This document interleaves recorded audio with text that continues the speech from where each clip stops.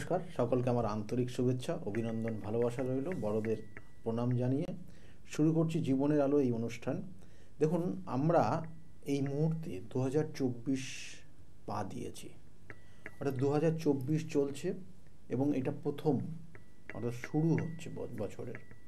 কিন্তু এই 2024 সংখ্যাতত্ত্বর দিক দিয়ে যে টোটাল যোগফল আসছে সেটাকে ইন্ডিকেশন করছে 8, এবং এই 8 সংখ্যার গ্রহ হচ্ছে শনি গ্রহ। অর্থাৎ সংখ্যাতত্ত্বের দিক দিয়ে বিচার করলে শনি গ্রহকে ইন্ডিকেশন করা হয়। কিন্তু এই শনি গ্রহ আমাদের কি দিতে পারে? আমি এর আগে আলোচনা করেছিলাম যে শনি নো ডাউট খুব ভালো ফল দেবে, বা কিছু কিছু ক্ষেত্রে অশুভ ফল দেবে, এবং কিছু কিছু ক্ষেত্রে কিন্তু সমস্যাও তৈরি হতে পারে। তাহলে সেই জায়গা থেকে যদি আপনার এই জায়গাগুলোকে দেখতে হয়, কারণ আপনার জন্মছকে শনি গ্রহটা কীভাবে অবস্থান করছে তার উপর ডিপেন্ড করবে আপনাকে কত ফল ভালো দিতে পারে, কতটা খারাপ দিতে পারে। শনির সাড়ে সাথী আছে কি না, শনির ঢাইয়া চলছে কি না, এগুলো কিন্তু ডিপেন্ড করবে আপনার জন্মছকের ওপর। সুতরাং শনি গ্রহ তুম্বস্থ আছে বা মূল ত্রিকোণে আছে বলেই যে আপনাকে ভালো ফল দিতে থাকবে বা প্রত্যেকের ভালো ফল দিতে হবে তা না। কিন্তু সবার জন্য কিছু পরিবর্তন থাকবে, কিছু আইনি কিছু জায়গার কিছু সংশোধন হবে, এগুলো বাস্তব ঘটনা এবং সেগুলো হবে এবং এই 2024। কিন্তু ঘটনা যেটা হচ্ছে যে আমরা এই শনি গ্রহকে নিয়ে যদি আমরা বিচার বিশ্লেষণ করি, কারণ আমরা বারবার বলি যে 27টা নক্ষত্র রয়েছে, 12টা রাশি রয়েছে, 9টা গ্রহ রয়েছে, তার মধ্যে 2টো ছায়াগ্রহ রয়েছে, হচ্ছে রাহু এবং কেতু, এবং তারপরে যে 7টা গ্রহ রয়েছে খুব পাওয়ারফুল, এবং তার মধ্যে হচ্ছে কিন্তু শনি গ্রহ যথেষ্ট গুরুত্বপূর্ণ। কেন যথেষ্ট গুরুত্বপূর্ণ বলছি? কারণ এই শনি গ্রহটা হচ্ছে আমাদের নেটাল চার্ট অনুযায়ী, অর্থাৎ নেটাল চার্টের কানেকশন অনুযায়ী শনি হচ্ছে দশমপতি এবং একাদশপতি। অর্থাৎ শনি গ্রহই আমাদেরকে দেবে আমাদের কর্ম, আমাদেরকে দেবে আমাদের সাকসেস, আমাদের জীবনের লক্ষ্য পূরণ। সুতরাং কতটা ইম্পর্টেন্ট এই গ্রহটা আপনারা বুঝতে পারছেন। কিন্তু আমরা কি করি, এই গ্রহটার কথা শুনি যখন তখন খুব ভয় পাই, আমরা অনেকটা এড়িয়ে চলে যাওয়ার চেষ্টা করি। কেন? কারণ আমরা ভয় পাই নিষ্ঠার সঙ্গে তাকে যদি আমরা স্মরণ না করতে পারি তাহলে হয়তো আমাদের খুব খারাপ সমস্যা আসতে পারে, এটাই ঘটনা। এছাড়াও কিন্তু তার দৃষ্টি রয়েছে, তার দৃষ্টি যেখানে পড়ে সেগুলো কিন্তু অনেকটা ছাড়খাড় হয়ে যায়। কেন তার দৃষ্টি, কোথায়, কি কারণে, সেগুলো অবশ্যই আলোচনা করব। কারণ এই অভিশাপটা সে কোথার থেকে পেয়েছিল সেটাও আলোচনা করব। এবং শনি গ্রহের এই জন্মবৃত্তান্ত শুনলে পরে আপনারা অবাক হয়ে যাবেন, তার জন্মবৃত্তান্ত কীভাবে সে ছোটোর থেকে বড় হয়েছিল, তার পরবর্তী জীবন কিভাবে চলেছিল। এবং আমরা বলি না যে আমরা শিবকে যদি উপাসনা করি তাহলে শনি গ্রহ সন্তুষ্ট হয়, মা দক্ষিণাকালীকে যদি আমরা পুজো করি তাহলে মা দক্ষিণাকালীর আশীর্বাদে আমরা কিন্তু শনির থেকে অনেকটা শুভ ফল পাই। আমরা বলি যে হনুমান চল্লিশা পাঠ করলে যাদের শনি সাথে চলে তাদের ক্ষেত্রে শুভত্ব তৈরি হয়, অশুভ জায়গাটা কমে যায়। কেন হয় এগুলোর টোটাল আজকে বিচার বিশ্লেষণের জায়গায় আনবো, এবং কি করে, কিভাবে, কি কেন, ওটা শাস্ত্রে বিভিন্ন জায়গায় তার ব্যাখ্যা রয়েছে। এবং প্রথম অবস্থায় আমরা বলি যে শনি গ্রহর নির্দিষ্ট দৃষ্টি রয়েছে। আমরা গ্রহটা যেমন ইম্পর্টেন্ট গ্রহ, এবং এই গ্রহ কিন্তু আমাদের নির্দিষ্ট, কারণ প্রত্যেকটা গ্রহের কিছু না কিছু বৈশিষ্ট্য রয়েছে।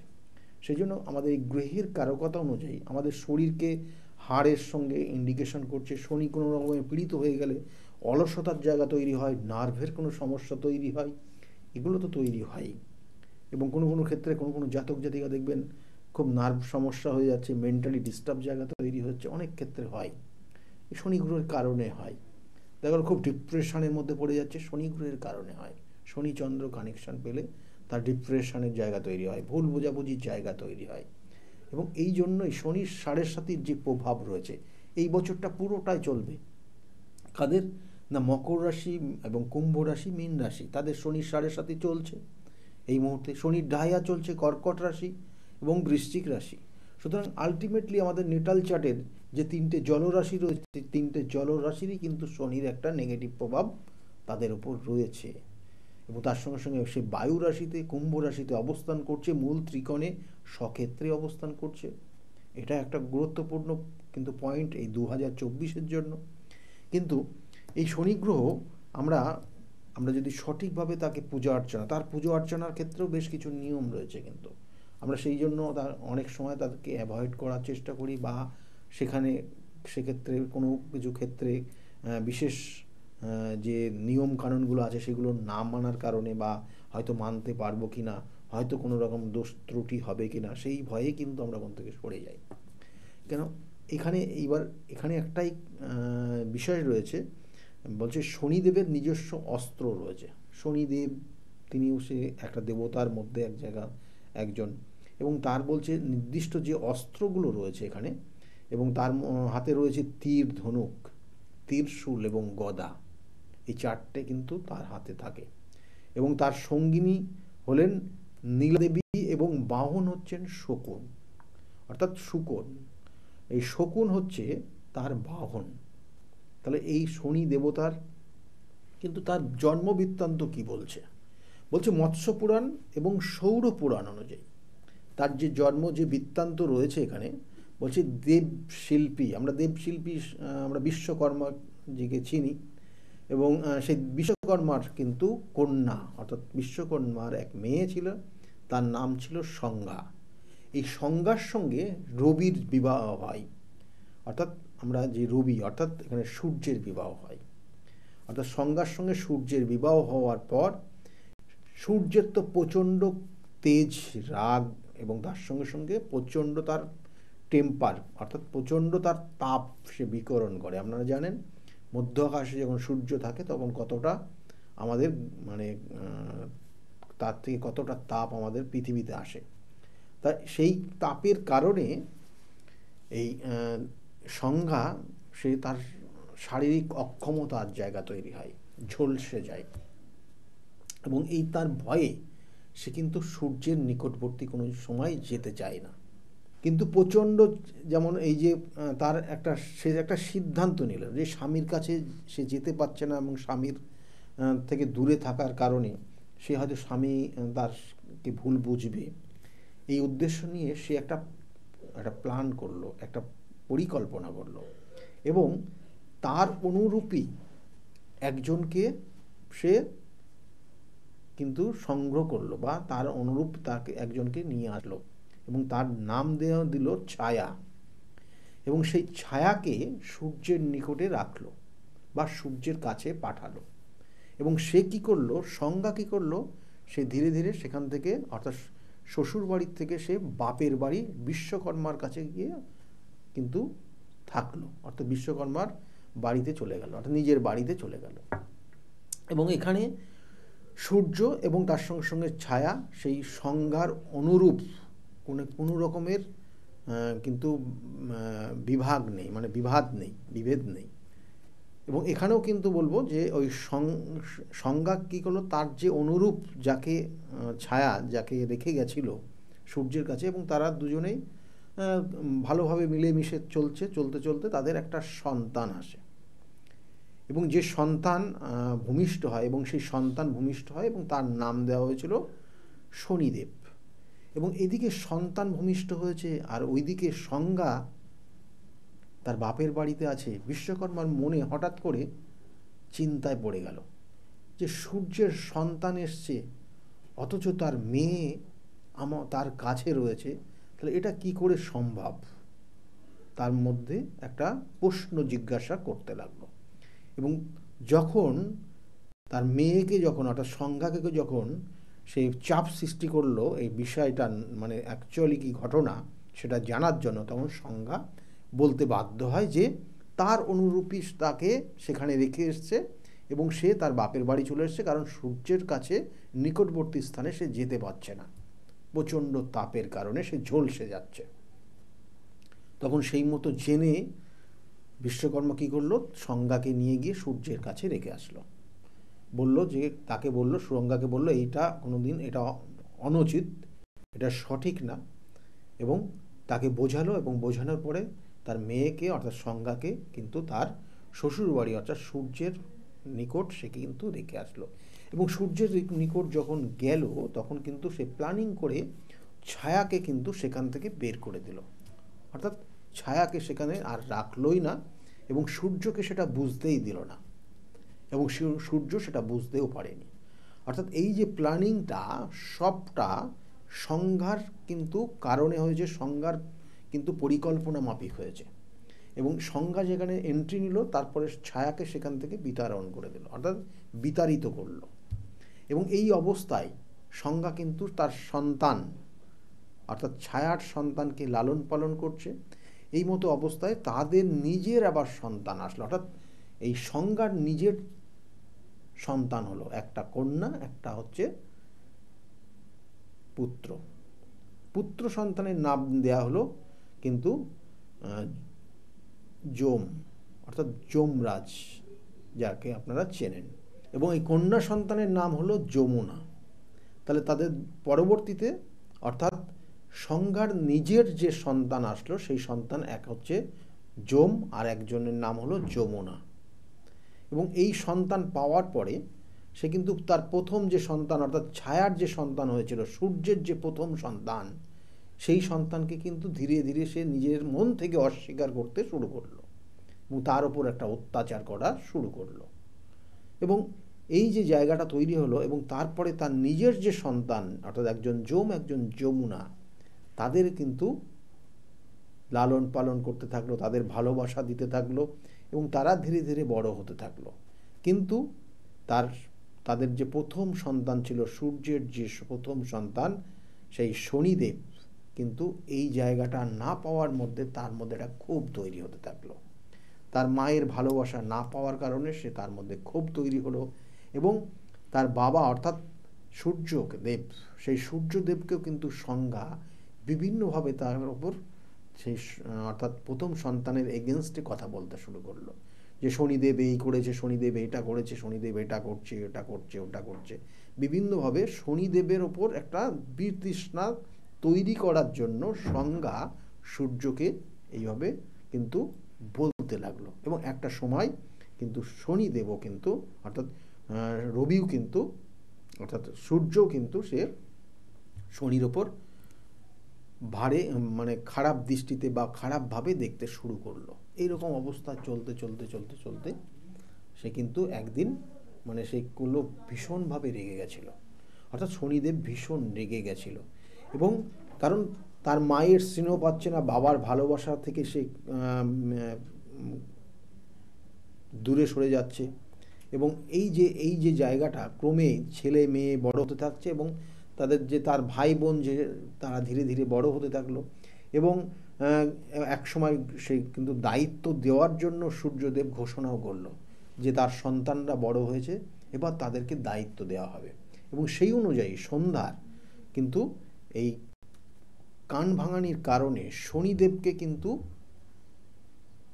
বঞ্চিত করলো সেই দায়িত্বভার থেকে রবি, অর্থাৎ এখানে সূর্য সে দায়িত্ব তাকে দিতে চাইল না। কাকে দায়িত্ব দিল? তার যে দ্বিতীয় সন্তান এবং তৃতীয় সন্তান, অর্থাৎ এক হচ্ছে যমরাজ, একজন যম আর একজন হচ্ছে যমুনা। তাদেরকে কি দায়িত্ব দেওয়া হলো? এখানে বলছে সূর্যের নির্দেশে যমকে দেওয়া হলো ধর্মরাজের দায়িত্ব, আর পৃথিবীর বুকে ধর্ম রক্ষার দায়িত্ব পেল সেই যমরাজ। আর যমুনার পবিত্র নদী রূপ নিয়ে বিভিন্ন মানুষ যারা পাপ এবং তাপ এবং এইগুলো তাদের থেকে কিন্তু নিবৃত্তি পাওয়ার জন্য, অর্থাৎ বিভিন্ন মানুষ যারা বিভিন্ন ধরনের পাপ করছে, আমাদের কর্মফল, আমরা বিভিন্ন কর্মফলে ভুগি এবং এই বিভিন্ন কর্মফলে ভোগার কারণে আমাদের জীবনে অনেক ধরনের সমস্যা আসে। সেই জন্য যমুনাকে দেওয়া হলো পবিত্র নদী রূপে এবং যিনি অর্থাৎ যে যমুনা নদীতে আমরা দেখি না, আমরা যমুনা নদীতে গিয়ে যদি স্নান করি তাহলে আমাদের পাপ উন্মোচিত হয়, অর্থাৎ পাপ থেকে সে মুক্তি পায়, তার পাপ তাপ ধুয়ে যায়। সেই জন্য যমুনাতে গিয়ে যদি আপনি স্নান করেন তাহলে আপনার ক্ষেত্রেও কিন্তু এই জায়গাগুলো তৈরি হবে, ভালো জায়গা যাবে। এবং এইভাবে কিন্তু এই যে তার বোন এবং ভাইকে দায়িত্ব দিল কিন্তু তাকে দেওয়া হলো না, তাহলে এখানে একটা তার মনে একটা বড় রকমের আঘাত তৈরি হলো। সে বুঝলো যে তাকে বঞ্চিত করা হচ্ছে। ঠিক পর দিন তাকে বঞ্চিত করা হচ্ছে, এবং এই সব কিছু দায় সন্ধ্যা, অর্থাৎ এই সব কিছু দায় সেই সংজ্ঞার ওপর চাপিয়ে দিল, এবং সে একদিন সংজ্ঞার ওপর প্রচণ্ড রেগে গেল সেই শনিদেব তার মায়ের ওপর। অর্থাৎ সেখানে কিন্তু অ্যাকচুয়ালি কিন্তু তার মা ছিল ছায়া দেবী, কিন্তু সেখানে এই পরিকল্পনা মাফিক এই যে সমস্যাটা তৈরি করার মূলেও কিন্তু সেই সংজ্ঞায় ছিল। সেই জন্য সেই সংজ্ঞার ওপর রেগে গিয়ে শনিদেব পা উঁচিয়েছিল, এবং সেই পা উঁচিয়েছিল, এবং তারপরে সংজ্ঞা তাকে অভিশাপ দিয়েছিল যে তোর পাটা খোঁড়া হয়ে যাবে। এবং এই যে পা সেই বলল, শনির সঙ্গে সঙ্গে তার পা কিন্তু খোঁড়া হয়ে গেছিল, পায়ে সেইভাবে বল পেত না। এবং এটা যখন সূর্যদেব জানলো, অর্থাৎ সূর্যদেব যখন জানলো, তখন কিন্তু প্রচণ্ড হারে রেগে গেল। কার ওপর রেগে গেল? শনিদেবের ওপর, যে মায়ের ওপর এরকম পা উঁচিয়েছিল কেন। কিন্তু ঘটনা যখন সবটা জানলো, আসল বৃত্তান্ত যখন জানলো, তখন কিন্তু সংজ্ঞার ওপর প্রচণ্ড রেগে গেছিল। সূর্য কিন্তু সংজ্ঞার ওপর বিভিন্নভাবে চাপ সৃষ্টি করেছিল যে এটা কিভাবে হলো, যে এই শনিদেবের কি জন্ম হলো, এবং সমস্ত বৃত্তান্ত যখন সংজ্ঞা রবিকে অর্থাৎ সূর্যদেবকে বলল, তখন কিন্তু সূর্যদেব ভীষণভাবে কষ্ট পেয়েছিল, এবং সে কিন্তু শনিদেবকে অর্থাৎ শনিকে কিন্তু তার একটা স্থান দিয়েছিল গ্রহদের মধ্যে। এবং সেই জন্য বলা হচ্ছে শনিদেবকে সৌরমণ্ডলে তাদের স্থান দেওয়া হয়েছিল শনিদেবকে, এবং তারকে যে দায়িত্ব দেওয়া হয়েছিল, বলেছিল কর্মফল সেই একমাত্র বিবেচনা করবে, হিসাব করে মানুষ যে কর্ম করবে সেটা খারাপ হলে খারাপ ফল, ভালো হলে ভালো ফল, সেটা দেওয়ার দায়িত্ব একমাত্র শনিদেবেরই থাকবে। এবং সেই জন্য আমরা দেখবেন যে আমাদের 30 বছর পর যখন শনির 7.5 প্রভাব আসে, সেই আপনি বিগত 30 বছরে যা কর্ম করবেন সেই কর্মের ফল আপনি ওই 7.5 বছরে পাবেন। সেটা কারণ আপনার কর্মফল আপনাকে ভোগ করতে হবে। এবং তাছাড়াও আমরা অনেক সময় দেখবেন যে শাপিত দোষ, শনি রাহুর শাপিত দোষ যদি হয়, সেটাও এক ধরনের কর্মফল। সেই শাপিত অভিশাপ, যেটা আগের জন্মের কর্মফল আপনাকে এই বহু জন্মে ভোগ করতে হচ্ছে, এগুলো সবটা শনিদেবের হাতে থাকে, এবং শনিদেবই আপনাদেরকে দেয়। তাহলে এই একটা কারণ রয়েছে। এবং এখানে বলছে আবার অগ্নিপুরাণ মতে, এখানে কিন্তু অগ্নিপুরাণেও কিন্তু অনেক ধরনের ব্যাখ্যা রয়েছে, স্কন্ধ পুরাণেও তার বিভিন্ন ধরনের ব্যাখ্যা রয়েছে। তাহলে এক একটা পুরাণে বিভিন্নভাবে শনিদেবকে আলোচনা করা হয়েছে এখানে। এবং বলছে যে শনিদেবের যে দৃষ্টি, আমরা বারবার বলি না যে দৃষ্টি কোথায় পড়ছে, কারণ দৃষ্টিটা সব থেকে খুব ডেঞ্জার।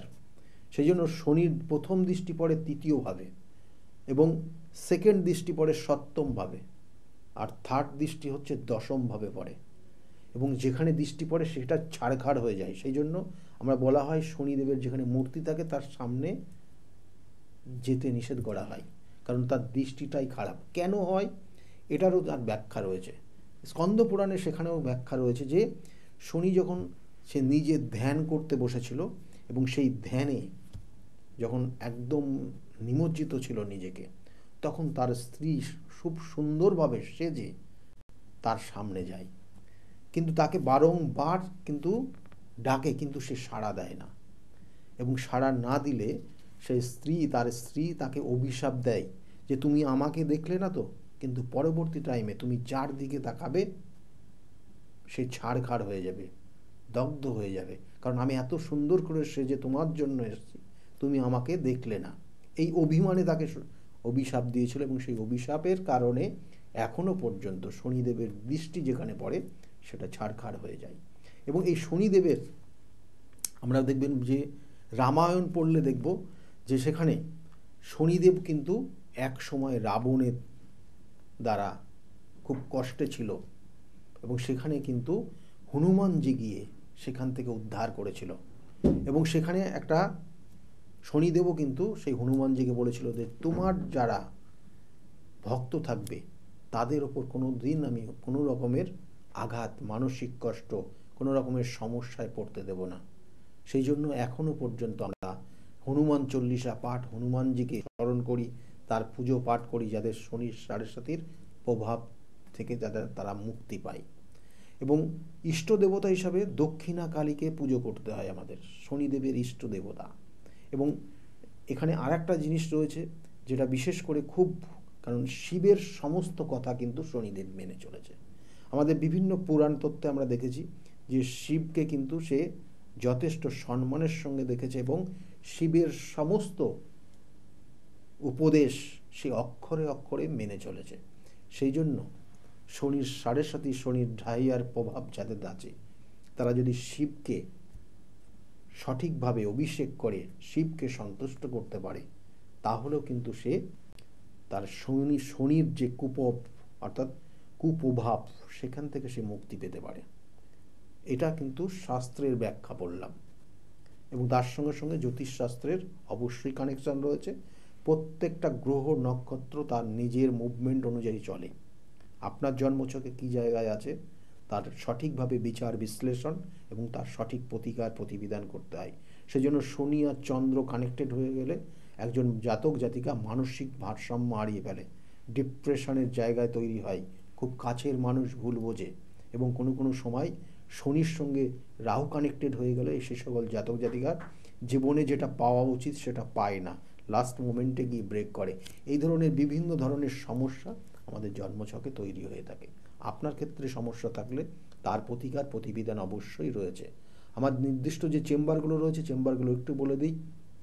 প্রত্যেক রবিবারে কিন্তু কাঁচরাপাড়া চেম্বার 2টো থেকে 6টা পর্যন্ত, সোমবারের দিন ব্যারাকপুর একদম স্টেশনের কাছে 12টা থেকে 4টে পর্যন্ত, এবং শ্রীরামপুরে ওই নির্দিষ্ট দিনে 5টা থেকে 8টা পর্যন্ত পাবেন। মঙ্গলবার কালীঘাট চেম্বার রয়েছে, বুধবার আর শনিবার বাইরে চেম্বার, কখনো বর্ধমান, কখনো মেচেদা, কখনো কখনো বহরমপুর, কখনো তারাপীঠ, কখনো শিলিগুড়ি পাবেন। স্কলের দিকে লক্ষ্য রাখুন। এবং প্রত্যেক বৃহস্পতিবার করে কৃষ্ণনগরের চেম্বার রয়েছে, শুক্রবার করে হাতিবাগানের চেম্বার রয়েছে। চেম্বারগুলো ভিজিট করার জন্য অবশ্যই আপনাকে বুকিং নাম্বারে ফোন করে নিজের নামটা লিখিয়ে নেবেন। আর আমার কাছে বিগত দিনে বিভিন্ন মানুষ বিভিন্ন ধরনের সমস্যা নিয়ে এসছে, তারা আজকের জায়গায় ভালো আছে, তাদের মুখ থেকে শুনতে থাকুন তারা কতটা ভালো আছে। আজকের মতো এই পর্যন্তই, সকলে ভালো থাকবেন, নমস্কার। ডক্টর গৌতম শাস্ত্রী আর 5জন অ্যাস্ট্রোলজারের থেকে কেন তিনি আলাদা? স্বাভাবিকভাবে আপনাদের মনে এই প্রশ্ন আসতেই পারে। দূর দূরান্ত থেকে নানান সমস্যায় জর্জরিত মানুষ ছুটে আসে তার কাছে। গ্রহদোষ হোক কিংবা কাল সর্পদোষ, অথবা ধরুন মাঙ্গলিক দোষ কিংবা অন্য যে কোনো সমস্যা, তারা জানেন সব সমস্যা স্থায়ী সমাধানে এক এবং অদ্বিতীয় ডক্টর গৌতম শাস্ত্রী। চলুন আজ আপনাদের সাথে পরিচয় করিয়ে দিই এমন কিছু মানুষের এবং শুনে নিই তাদের কথা। আমি কস্তুরী সরকার, আমি কাঁচরাপাড়া থেকে আসছি। আমাকে মা ক্লাস 12-এ ডক্টর গৌতম শাস্ত্রীর কাছে নিয়ে আসে। তো সেখানে আসার পর আমাকে ডক্টর গৌতম শাস্ত্রী কিছু রেমেডি দেন, তো আমার খুব সাহায্য হয় তাতে। তারপর আমার পড়াশোনা কমপ্লিট করার পর কাকু বলেন যে আমাকে গ্র্যাজুয়েশন আর ITI করার জন্য। তো সেখানে করে আমি ভালো ফল পেয়েছি।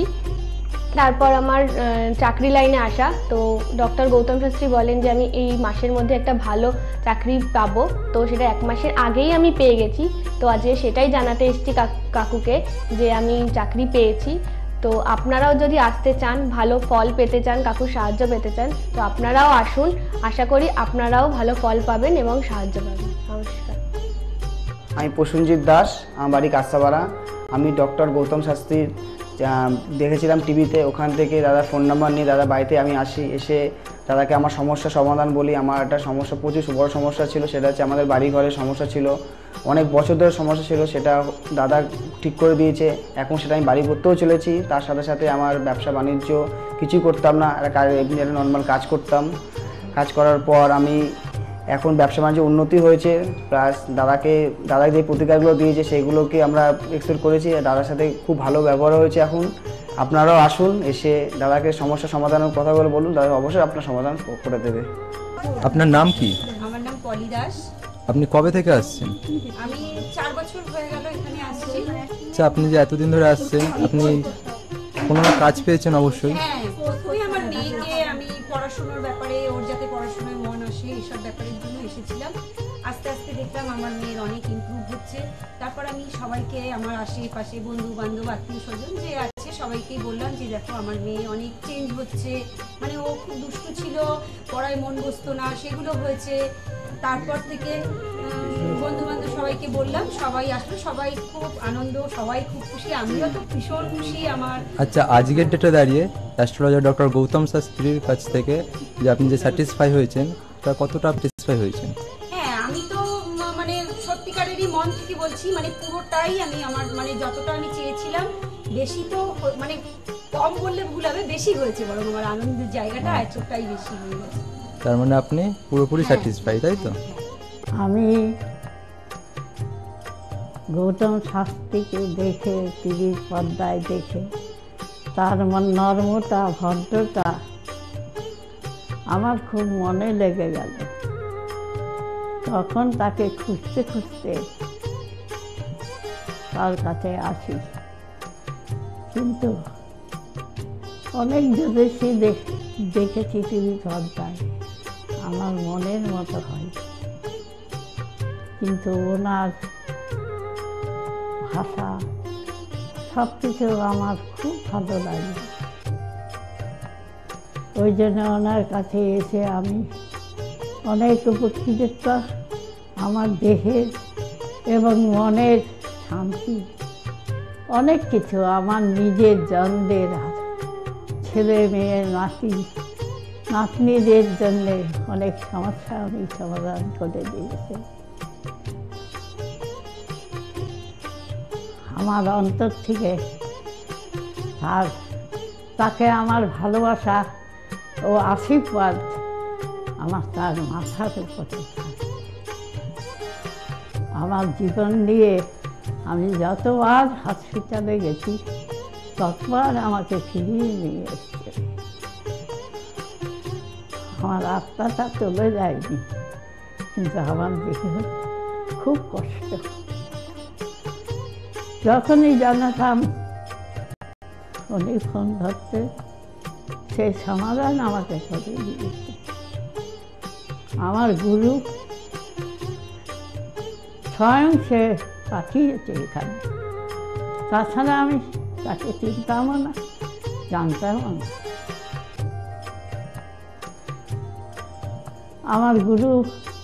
আমার গুরুকে, প্রত্যেকের গুরু, তার আশীর্বাদ নেবার জন্য সবাই হাত বাড়িয়ে আছে। আমার গুরুকে প্রণাম জানাচ্ছি,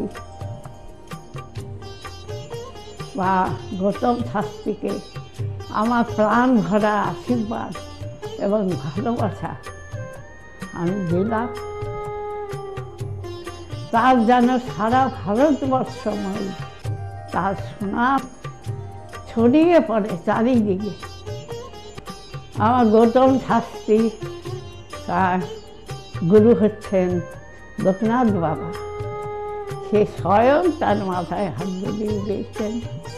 এই জন্য সবাই তাকে চিনছে, জানছে। তার কাছে অনেক মানুষ ছুটে আসছে শুধু শান্তির জন্যে। আমার কোটি কোটি আশীর্বাদ, কোটি কোটি নমস্কার আমি জানালাম গৌতম শাস্ত্রীকে। আমাকে অনেক অনেক উপকৃত আমি হয়েছি। আমার এক নাতনি 16 বছর বাচ্চা হয় না, তাকে পর্যন্ত এনে দেখালাম, তার কোলেও বাচ্চা দিয়েছে। এর থেকে আনন্দ আমার আর কি আছে? তার কোনো চাহিদা নেই, কোনো চাহিদা নেই, দিলেই কি না দিলেই কি, কোনো চাহিদা নেই। আপনারা একবার এসে যোগাযোগ করেন। কামাখ্যা মা, তারা মা, গৌতম শাস্ত্রী তাদেরই একজন ভক্ত। তাদের সাধনার ফলে আজকে আমাদের প্রত্যেকের কাছে পৌঁছিয়ে দিচ্ছে সেই শান্তির সাহারা। যে যেখানে আছেন, আপনারা যারা আছেননি তারাও এসে তার সঙ্গে দেখা করুন, যোগাযোগ করুন, আপনাদের সমস্যা সমাধান হবে ও শান্তি পাবে। আমি তো খুব ভালোবাসি, অন্তর থেকে ভালোবাসি, কেন আমি তো উপকৃত। ভারতবর্ষময়ী তার নামে যেন ছড়িয়ে পড়ে আমার এই কাজটা। আমার নাম অনুপ চন্দ্র। আমি স্যারের কাছে লাস্ট 3 বছর ধরে আসছি। আমি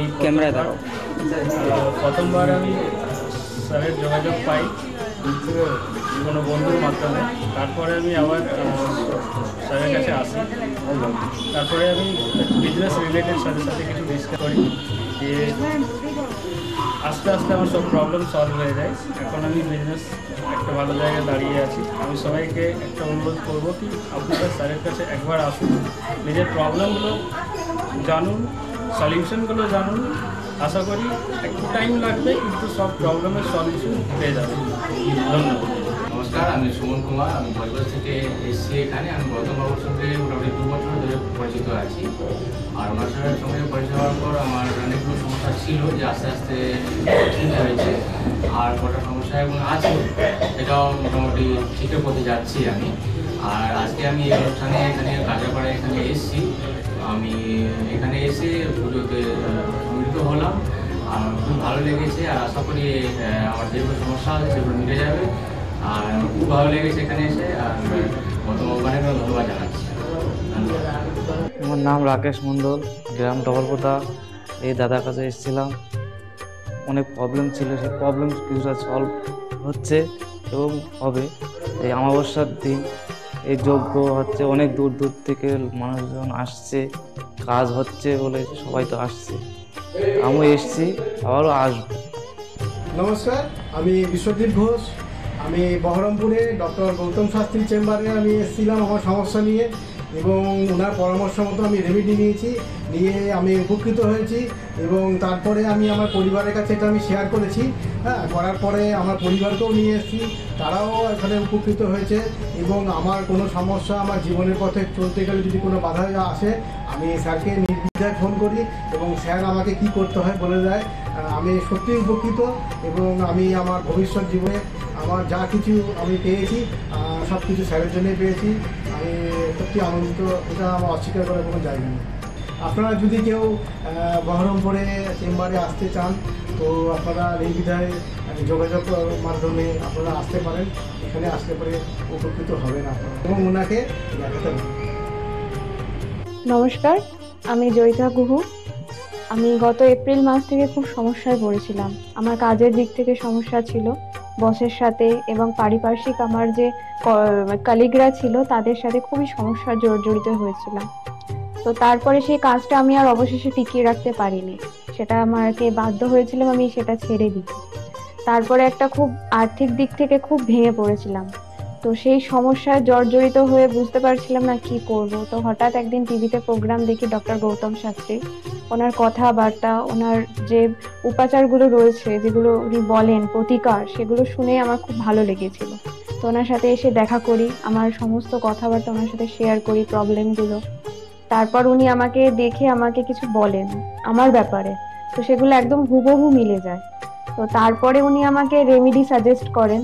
তো আমি সেই রেমেডিটা নিই, আমি ধারণ করেছি। তো ধারণ করার পর আমি আস্তে আস্তে নিজের মধ্যে একটা চেঞ্জ দেখতে থাকি। তো এবং আমি গত আগস্টের 27 তারিখে একটা জব পেয়েছি যেটা আমার মনের মতো। এখানে আমার ডেজিগনেশন, আমার স্যালারি, আমার মনের মতো লোকেশন আমি এখানে পেয়েছি। মানে এটাতে আমি বিশেষভাবে আপ্লুত। তো সেই জন্য অসংখ্য ধন্যবাদ ডক্টর গৌতম শাস্ত্রীকে। নমস্কার, আমি পিয়ালি মণ্ডল বলছি। আমি গত ছ মাস ধরে খুব সমস্যার মধ্যে ছিলাম, এত সমস্যার মধ্যে ছিলাম যে আমি কি করবো ঠিক করতে পারছিলাম, ভীষণ ডিপ্রেশনের মধ্যে চলে গেছিলাম। তো এই সময় আমার এক ফ্রেন্ড ডক্টর গৌতম শাস্ত্রীর কথা বললেন যে ওনার কাছে যেতে পারিস, ওনার কাছে গেলে তো সমস্যাগুলো হয়তো সমাধান উনি করে দিতে পারে।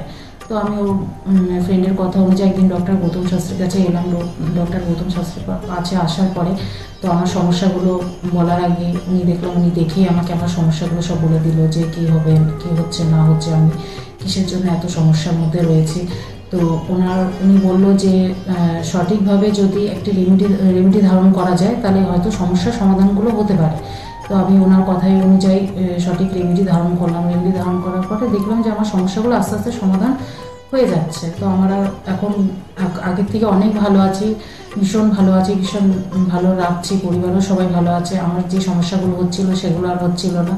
তো উনি আমার অনেক উপকার করেছেন, গৌতম শাস্ত্রী, ডক্টর গৌতম শাস্ত্রী আমার অনেক উপকার করেছেন। তো আমি চাইবো যে আপনারাও আসুন, আপনারা এসেও আপনাদের সমস্যাগুলো বলুন যে আপনাদের কী কী সমস্যা হচ্ছে না হচ্ছে, যাতে আপনাদের পাশেও উনি দাঁড়াতে পারে, আপনাদের সমস্যাগুলো যাতে উনি সমাধান করতে পারে।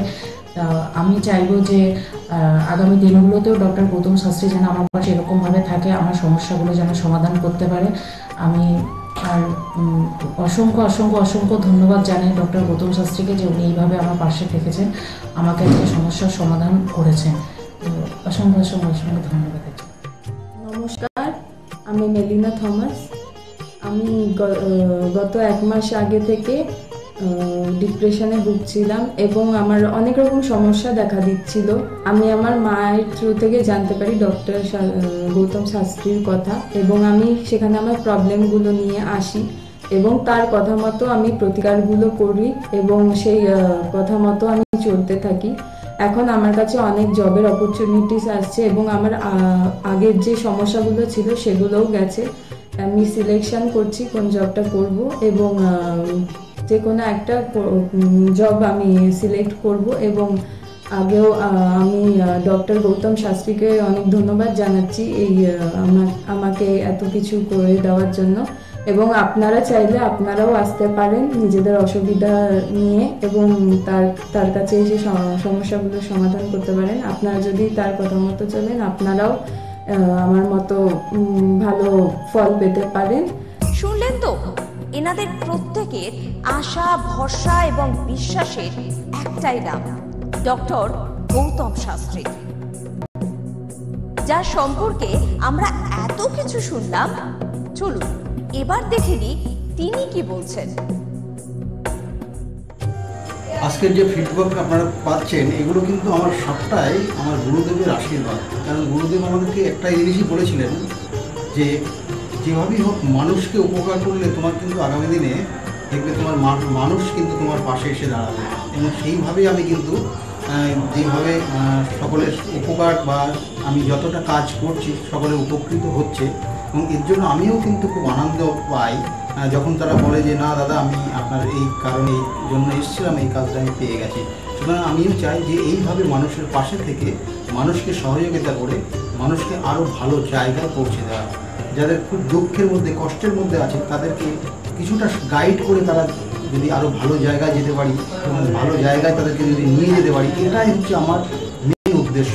অর্থাৎ তারা যদি আরও ভালো জায়গায় যেতে পারে সেখান থেকে যে আনন্দ উপভোগ করতে পারবো আমি, সেটা কিন্তু চিরস্থায়ী থেকে যাবে।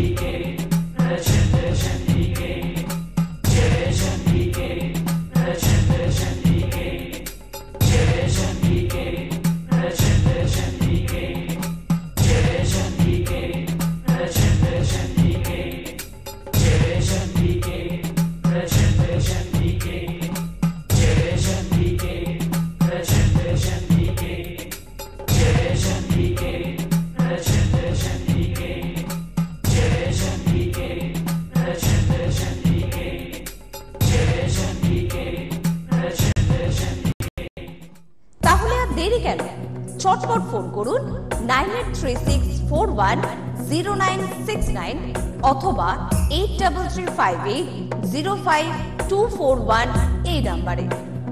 শুধুমাত্র একটি ফোন যা পাল্টে দিতে পারে আপনার গোটা জীবন। জ্যোতিষবিদ, বাস্তুবিদ, হস্তরেখা বিশারদ ও gold medalist doctor Gautam Shastri, এক এবং অদ্বিতীয়।